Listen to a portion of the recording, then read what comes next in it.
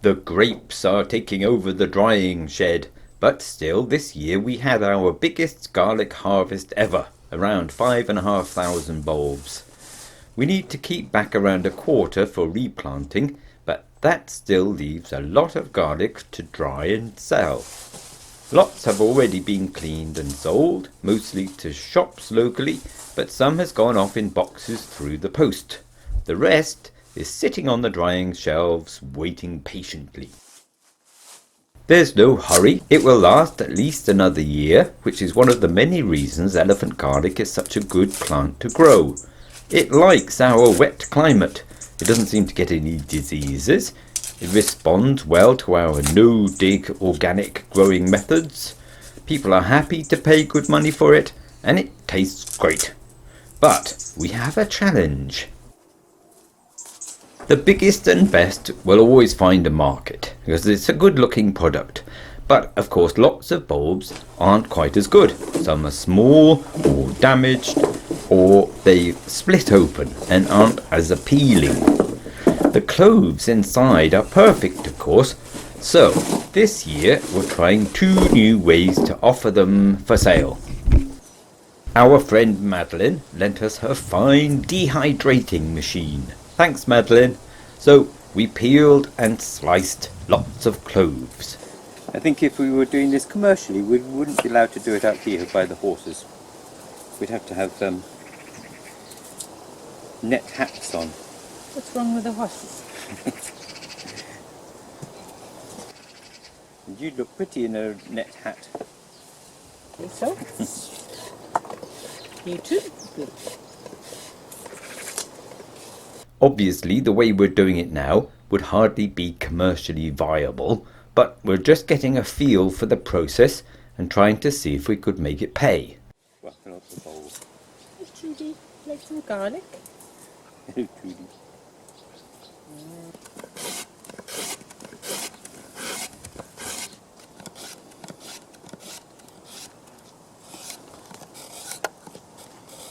What would we do without my mum's cabbage grating board? It's a fine board.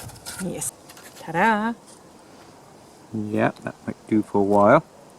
See how far that gets us.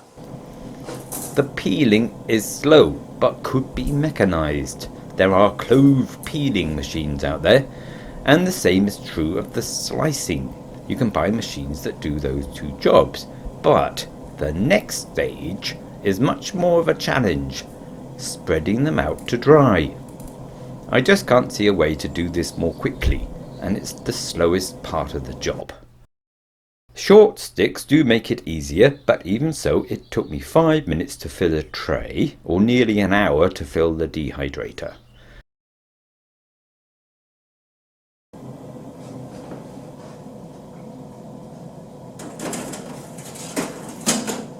Have to use the blunt end of the kebab sticks for the best effect.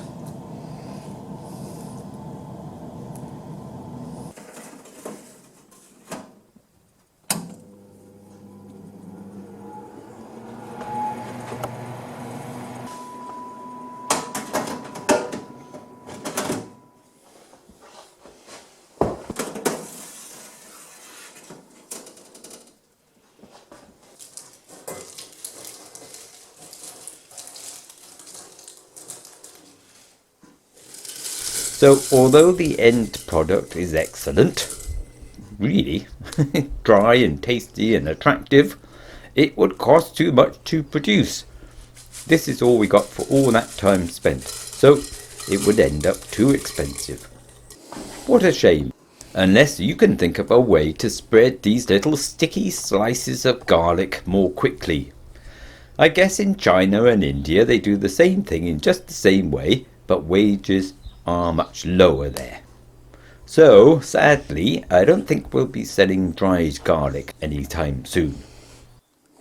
But how about loose garlic cloves? Just a mixed pile of good cloves. Some big and some not so big, but no tiny ones.